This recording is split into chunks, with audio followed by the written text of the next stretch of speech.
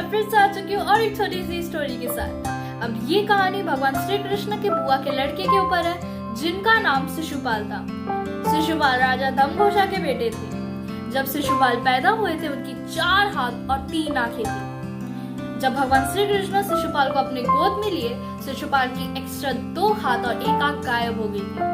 ऐसा कहा गया था कि शिशुपाल की मृत्यु भगवान श्री कृष्ण के हाथों होगी। अब ये सुनकर भगवान श्री कृष्ण की बुआ यानी शिशुपाल की माँ काफी चिंतित हो गई थी। वे भगवान श्री कृष्ण के पास जाती है और उनसे काफी विनती करती है कि वे शिशुपाल को कुछ ना करें। अब भगवान श्री कृष्ण उसकी बुआ की विनती को सुनकर कहते हैं कि वे शिशुपाल को कुछ नहीं करेंगे, शिशुपाल की 100 पापों तक। लेकिन अगर शिशुपाल 100 के ऊपर कोई पाप करता है तो शिशुपाल को उसकी पापों की सजा जरूर मिलेगी।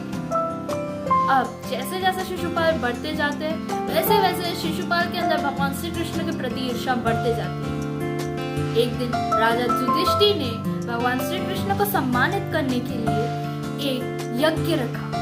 अब वो यज्ञ देखकर शिशुपाल के अंदर ईर्ष्या से होने लगी और वे भगवान श्री कृष्ण को सबके सामने इंसल्ट करना शुरू कर दिया। However, Shishupal has surpassed this limit by insulting Krishna too many times. In response, भगवान श्री कृष्ण ने अपना डिवाइन सुदर्शन चक्र लिया और शिशुपाल का सर उसके शरीर से अलग कर दिया।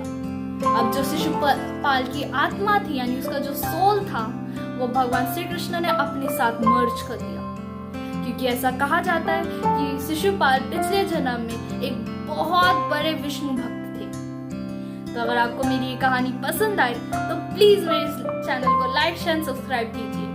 मैं आती हूँ दूसरे वीडियो में और एक नई स्टोरी लेके। Thank you.